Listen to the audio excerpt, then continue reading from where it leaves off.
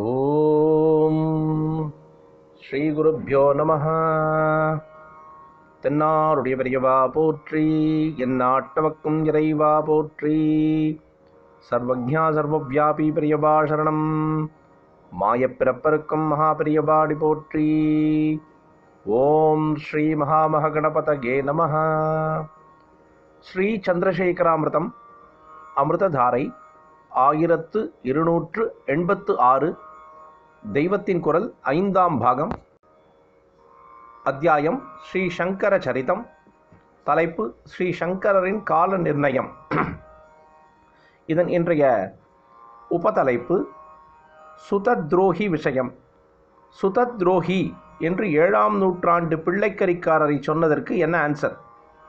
ஆச்சாரியால் பக்தி ஸ்தோத்திரமே பண்ணியிருக்க முடியாது என்று சொல்வது கொஞ்சம் கூட சரியில்லைதான். ஆனாலும் ஆச்சாரியால் பேரில் இப்பொழுது வழங்கும் எல்லா ஸ்தோத்திரங்களுமே அவர் பண்ணியதாகத்தான் இருக்குமா என்றும் கொஞ்சம் யோசிக்கும்படியாக இருக்கிறது. சௌந்தர்ய லஹரி, சிவானந்த லஹரி, பஜகோவிந்தம், சுப்பிரமணிய புஜங்கம், கனகதாராஸ்தவம் போன்றதெல்லாம் அவர்தான் பண்ணியிருப்பார்.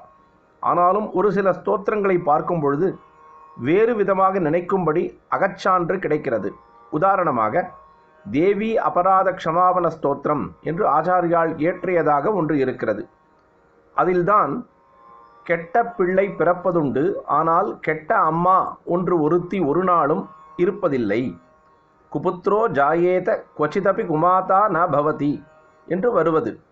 அதிலே ஸ்பஷ்டமாக 85 வயசுக்கு மேலே ஆகிவிட்ட எனக்கு நீ கிருபை பண்ணாவிட்டால் நான் யாரிடம் அடைக்கலம் புகுவேன் அம்மா என்று வருகிறது.